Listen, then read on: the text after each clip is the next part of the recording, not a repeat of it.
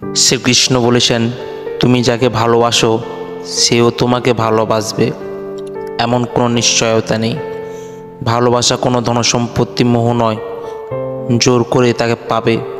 মন থেকে ভালোবেসে যাও, বাকিটা সময় বলে দেবে। মনে রেখো, শুধু বোঝানোর দ্বারা যদি খারাপ মানুষগুলো বদলে যেত, তাহলে বাঁশি বাজানো প্রেমের মানুষটি কখনো মহাভারত শুরু করে দিত না।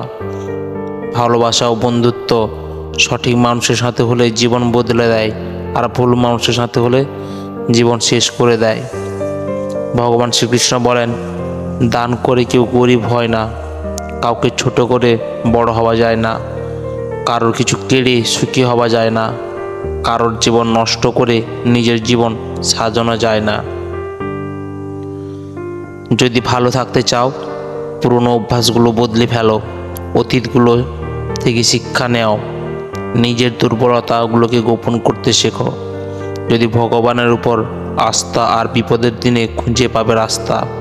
হে প্রভু, তুমি সবার মঙ্গল করো। জয় শ্রীকৃষ্ণ।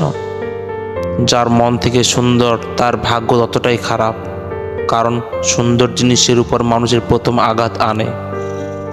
সত্যি কথা বলতে গিয়ে যদি আপন পর হয়ে যায়, তবুও তুমি সত্যি কথা বলো, কারণ কারোর কাছে পর হলেও সৃষ্টিকর্তার কাছে তুমি হবে প্রিয়।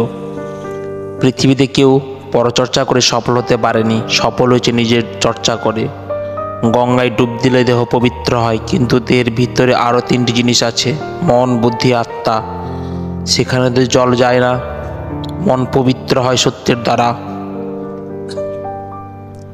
বুদ্ধি পবিত্র হয় জ্ঞানের দ্বারা, আত্মা পবিত্র হয় পূজা, ধ্যান, অর্চনা, কীর্তনের দ্বারা। তুমি তাকে কখনো খুঁজো না যে পৃথিবীতে সবসময় সুন্দর, বরং তাকেই খোঁজো যার জন্য তোমার পৃথিবীটা সুন্দর হবে। যখন কোনো ব্যক্তির কাছে মন, মান, যশ ও অর্থ, এই 3টি জিনিস থাকে, তখন সে মানুষটি মানুষ বলে গ্রাহ্য করে না। তখন সে ভুলে যায় যে তার থেকেও শক্তিশালী কেউ আছে এই পৃথিবীতে, আর সেটা হলো সময়। সময় মানুষকে রাজা থেকে ধনী করতে পারে, ধনী থেকে গরিব করতে পারে।